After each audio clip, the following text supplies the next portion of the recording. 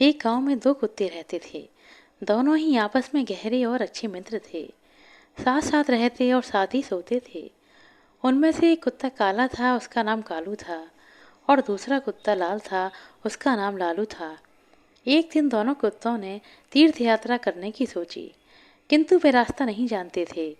दोनों ने निश्चय किया कि यात्रा शुरू करें तो रास्ता तो अपने आप ही निकल जाएगा। एक दिन वे दोनों एक साथ तीर्थ यात्रा पर निकल गए। चलते चलते उन्हें एक गांव दिखाई दिया। काफी रात भी हो गई थी, तो वे दोनों एक ही पेड़ के नीचे सो गए। थके होने के कारण उन्हें नींद नहीं आई। सुबह होने पर फिर अपनी यात्रा पर निकल पड़े। एक गांव पार किया, दूसरे गांव के पास पहुंचने पर उन्हें भूख लगी। वहां उन्हें 4-5 चूहे दिखाई दिए। लालू की पूंछ खड़ी हो गई। वह कालू से बोला, क्यों बड़े भाई, आप फरमाओ, मैं इन 3-4 चूहों की चटनी बना डालूं। कालू ने गर्दन हिलाकर कहा, नहीं भाई लालू, हम तीर्थ यात्रा पर निकले हैं और तीर्थ यात्रा में किसी की हत्या करना पाप होता है। तो आप कोई दूसरा उपाय खोजो जिसमें कोई जीव की हत्या ना हो और हमें कुछ ऐसा ना खाना पड़े जिससे हमारी तीर्थ यात्रा भंग हो जाए। दोनों कुत्ते एक चौराहे पर रुक गए। वहां पर एक मंदिर था। कुछ देर आराम करने के बाद दोनों ने फैसला किया कि अलग अलग दिशा की ओर चलना चाहिए। जिसको जो मिलेगा वही खा लेंगे। एक साथ चलेंगे तो दोनों में से किसी का भी पेट नहीं भर पाएगा। कालू और लालू दोनों अलग अलग दिशा में निकल गए। जाने से पहले उन्होंने तय कर लिया कि वे आपस में आकर इसी जगह पर मिलेंगे। लालू कुत्ता चलते चलते एक गांव में जा पहुंचा। वहां एक दयालु पंडित रहता था। वह पूजा पाठ करके भोजन करने ही जा रहा था। उसकी पत्नी ने उसके लिए भोजन की थाल तैयार कर रखी थी। पंडित ने भोजन को भोग लगाया ही था कि लालू कुत्ते ने झट से उसकी थाली में मुंह डाल दिया और एक रोटी उठाकर वहां से भाग गया। पंडित ने ईश्वर का नाम लिया और हाथ धोकर बैठ गया। पंडित ने अपनी पत्नी से कहा, बेचारे, यह गंडक जी को भी भूख लगी है, इसलिए आप यह भोजन की थाली इन्हें खिला दीजिए। पंडित की पत्नी गुस्से में होकर बोली, आप यह क्या कह रहे हैं? इस गंडक जी को यह थाली, इसमें कितने अलग अलग पकवान हैं। 2 तरह की सब्जी, अचार, दही, खीर, पूरी, सब कुछ है। पंडित दया भाव से बोला, तुम ठीक कहती हो, पर यह बेचारे भी तो भूखे हैं। आप तो यह थाली इन्हें ही दे दीजिए। सोच लो कि यह थाली इनके ही भाग्य में लिखी थी। इसके बाद पंडित ने लालू कुत्ते को खूब पेट भरकर भोजन करवाया। लालू ने उस पंडित को बहुत दुआएं दी। उधर कालू कुत्ता एक किसान के यहाँ पहुंचा। किसान अपने खेत में चक्कर लगा रहा था और जंगली जानवरों को खेत से बाहर निकाल रहा था। किसान की पत्नी खाने की थाल रखकर गई थी। थाल में भिंडी की सब्जी थी और बाजरे की रोटियां थीं।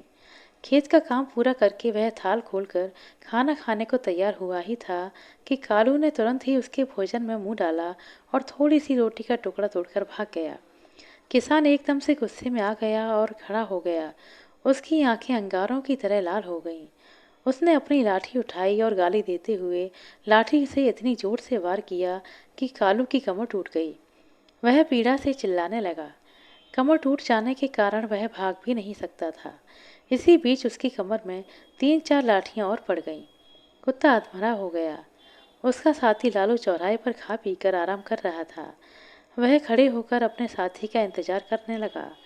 उसका साथी उसे कहीं भी नजर नहीं आ रहा था। लाचार और उदास होकर वह चौराहे पर बैठ गया। थोड़ी देर के बाद उसे कालू अपनी तरफ आते हुए दिखाई दिया। वह खुश हो गया और जल्दी से उसकी ओर भागा। उसकी टूटी कमर देखकर लालू बहुत दुखी हुआ और पूछने लगा, भाई कालू, तुम्हारे साथ ऐसी दुर्दशा किसने की? कौन पापी है जिसने एक रोटी के लिए तुम्हारी कमर को तोड़ दिया? कालू की आंखें भर आईं। उसने पीड़ा से कराते हुए सारी बात लालू को कह सुनाई और कालू क्रोध और दुख में डूबकर बोला, मैं उससे अपना बदला जरूर लूंगा। उस किसान को बताऊंगा कि खुद की कमर टूटती है तो कैसा लगता है। लालू भी बोला, मुझे भी उस पंडित का कर्ज चुकाना है। उसने मुझ पर कितनी कृपा की है। मेरा रोम रोम उसे आशीर्वाद दे रहा है। इसी प्रकार बातचीत करते हुए दोनों कुत्तों ने अंत में निश्चय किया कि उन्हें प्राण त्याग देने चाहिए और प्राण त्यागने के बाद उनके घरों में जन्म लेना चाहिए। इत्तेफाक से ना तो किसान के घर कोई पुत्र था और ना ही पंडित के घर। दोनों कुत्तों ने मंदिर के आगे जाकर अपने प्राण त्याग दिए। एक ही पल में दोनों मृत्यु को प्राप्त हो गए। कुछ समय के बाद कालू ने किसान के घर जन्म लिया। किसान बहुत खुश था, किंतु उसकी खुशी अगले ही पल विलुप्त हो गई। घर में इस पुत्र के जन्म होते ही उसकी पत्नी अस्वस्थ रहने लगी। उसका बैल मर गया और पहले जन्मदिन पर किसान के हरे भरे खेत को जानवरों ने तहस नहस कर दिया। दूसरी तरफ पंडित के घर भी पुत्र का जन्म हुआ। पंडित और उसकी पत्नी बहुत खुश थे। कुछ समय के बाद पुत्र के बड़े होते ही राज दरबार में पंडित को ऊंचा पद प्राप्त हुआ। पंडित ने राजा को एक युद्ध में जीत की बात बताई थी। एक दो दिन बाद राजा युद्ध जीत गया। इससे खुश होकर राजा ने पंडित को राज पंडित घोषित कर दिया। उसे अपार धन दिया, एक महल भेंट दिया। जैसे जैसे पंडित का बेटा बड़ा हो रहा था, वैसे वैसे वह पिता के समान तेजस्वी भी हो रहा था। उसने छोटी सी उम्र में सारे शास्त्रों का अध्ययन भी कर लिया था। वह बड़े बड़े विद्वानों और पंडितों को शास्त्रार्थ में हरा देता था। इससे पंडित के जीवन में चार चांद लग गए। उधर दूसरी तरफ किसान का बेटा नकारा निकला। वह बात बात पर अपने बाप को गालियां देता था, उसे डांटता था। वह जुआ खेलकर बच्चे कुचे धन को भी उड़ाने लगा। किसान बहुत ही दुखी हो गया था।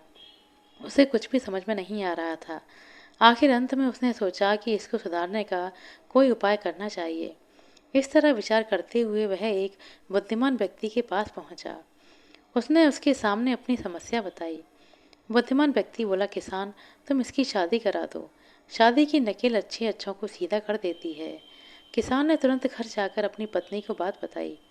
उसने अपने बेटे की शादी करने का विचार बनाया और वह लड़की की तलाश करने लगा। दूसरी तरफ पंडित का विचार भी अपने बेटे की शादी करने का हुआ। उसने भी अपने बेटे के लिए लड़की की तलाश शुरू कर दी। कुछ दिनों के बाद पंडित के बेटे का विवाह हो गया। उसके बेटे की पत्नी भी गुणवती थी और सुखी थी। उसने भी घर में आते ही घर को स्वर्ग बना दिया। उसके बाद किसान ने भी अपने पुत्र का विवाह करा दिया। शादी बड़े अच्छे से हो गई। शादी के अगले दिन ही उसका बेटा अचानक चल बसा। उसकी पत्नी रोने लगी। किसान बेहोश हो गया। होश में आते ही वह दीवार से सिर मार मार कर रोने लगा, चिल्लाने लगा, हाय मेरा बेटा मेरी कमर तोड़कर चला गया। पंडित का बेटा उसी गांव में कथा कह रहा था कि इस संसार में जो जैसा कर्म करता है उसे वैसा ही फल प्राप्त होता है। अगर आपने किसी निर्दोष के साथ गलत किया है तो उसका फल आपको अवश्य मिलेगा। कर्म आखिर में आपके सामने आता ही है। कहते हैं कि जैसा बोओगे वैसा ही काटोगे। जल्द ही या बाद में ब्रह्मांड आपको वह वापस करेगा जिसके आप हकदार हैं। कर्म ही व्यक्ति की पहचान का मुख्य आधार होता है और आपके कर्म आपके चरित्र को परिलक्षित करते हैं। जीवन में सफलता प्राप्त करने के लिए हमें हमेशा सकारात्मक कर्म करने चाहिए, क्योंकि कर्म ही हमारे भविष्य को निर्धारित करते हैं। आशा करते हैं दोस्तों आपको हमारे सुनाई गई है कहानी अच्छी लगी होगी। कहानी अच्छी लगी हो तो कृपया लाइक कर दें, शेयर कर दें। चैनल पर नए हैं तो सब्सक्राइब कर लें। अपना कीमती समय देने के लिए बहुत बहुत धन्यवाद। मिलते हैं अगले वीडियो में, तब तक के लिए नमस्कार।